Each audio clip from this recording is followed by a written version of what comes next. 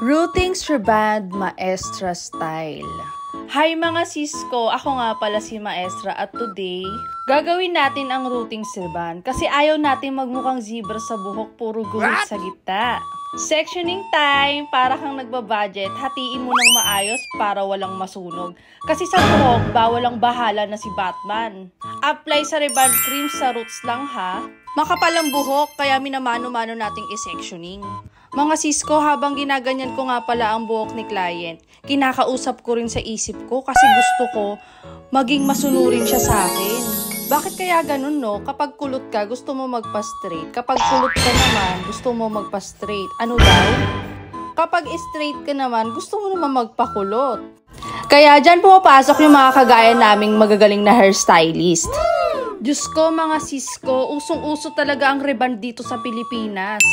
Kahit ang dami-dami ng nagsiusong mga treatment ngayon, reband pa rin ang hinahanap ng mga madlang people.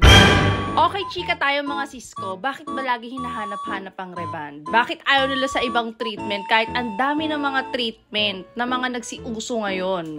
Kasi mga sisko, pang long-term effect kasi si reband, lalo na sa mga kumukulot-kulot na na anek-anext. Mga sisko, gagamitan ko siya ng infrared para mas mabilis ang proseso dahil kasi nagmamadali si clients. Gagawan natin ng paraan.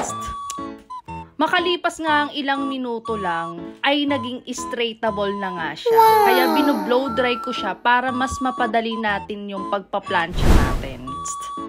Mga sisko, hindi kayo pwede mag-DIY sa reband. Kasi kailangan nyo talagang may hairstylist na gaganap dito. Huwag kayong magdunong-dunungan dahil ilang taon ko to minaster mga sisko. Maraming trial and seconds bago ko siya na-masters. Pero I'm not totally perfect kasi nasa depende pa rin yan ng buhok eh. Sa mga magtatanong kung ano yung ginamit ko dyan na gamot, syempre ang secret formula ni Maestra. Kung interesado kayong malaman kung ano yung gamot na ginagamit ko, pwede nyo akong i-direct message sa messenger ko. Mga sisko, chinatsaga ko talaga ang pagpaplansya at 100% nakapokus ako sa buhok, kaya walang maingay, walang istorbo, walang daldalan, kaya tahimik lang muna tayo. Kasi buhay ang nakasalalay dito. Ay, este buhok pala. At alam nyo ba, ang history ng buhok niya ay nasunog sa ibang S. Kaya to the rescue si Jose Maestra. Pagkatapos natin plansyahin ng bongga, ilalagay ko na ang neutralizers. Neutralizer mga sis, para hindi ka na bumalik sa pagkakulot. At kapag bumalik ka sa pagkakulot, alam mo na, babalik ka kay Jose Maestras. Marami na nga akong nabuong mga kliyente since 2019, 2020, 2021, 2022, 2023, 2024, 2025, at going to 2026 at forever. Kaya pinaglalaban ko talaga ang aking adhikain pagdating sa mga buhok. Hanggat may buhok, may Jose Maestra Barbera Salon na sisko. At sa dulo, magkita-kita na lang tayo. Ayan mga sisko, pinapakilala ko nga pa pala sa inyo. Si Boss Uno. Tubong kanlubang boys.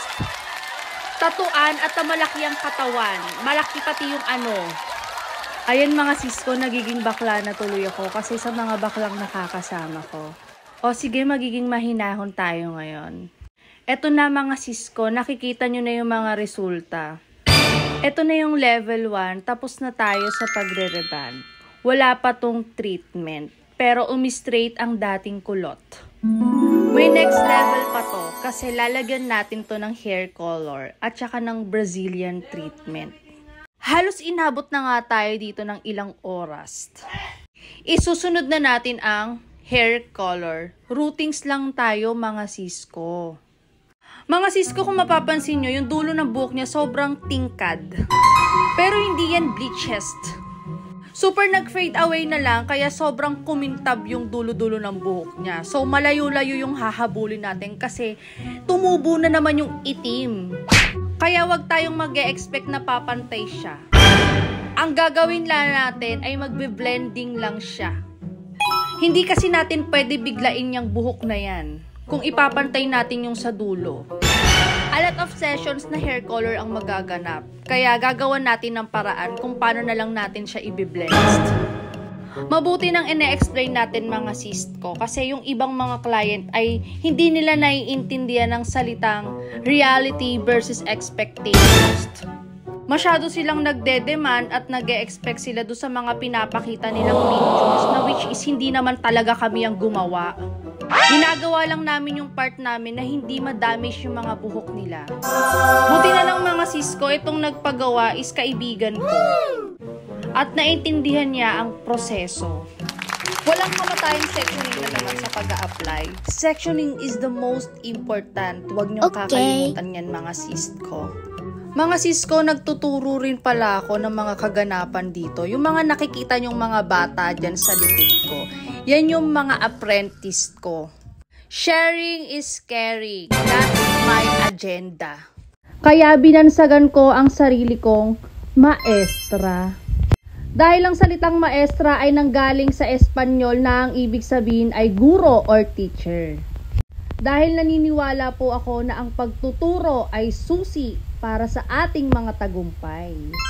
Oo naman mga sis ko, kailangan natin ipasa ang ating kapangyarihan sa mga susunod na henerasyon. Mga sis ko, in-applyan ko na siya ng hair color. At hindi natin makukuha ng isang session para ipantay sa dulo yung hair color natin. Kasi mga sis ko, hindi pwedeng mabugbog agad-agad yung nireband dating buhok. So mga sis ko, maglalagay nga tayo ng second application at pina-apply ko na to kay Boss Uno. Para sa hindi nakakaalam, si Boss Uno ay aking partner, PC at business partner at asawa. Ganyan kagaling magturo si maestra kasi kahit na sinong gustong matuto ay matututo talaga. At sinisigurado ko tama yung ginagawa niya. Basta willing ka, kahit lalaki ka pa o babae, bakla, tomboy, kayang-kaya mong gawin din yung ginagawa namin. Mga sis ko, nakulayan na siya, so a-applyan na natin siya ng Brazilian treatment. Bakit mahalagang may Brazilian treatment pagtapos natin i-reband at kulayan? Kapag nagpakulay at reband ang buhok, nawawala ang natural oils at keratin protein ng hair strand, mga sis ko. Dahil yan sa chemical process. So, nagiging tuyo, magaspang at madaling maputol yung buhok. So, dyan papasok ang Brazilian treatment. At parangga kasi yan, tsaka pang-seal siya ng cuticle.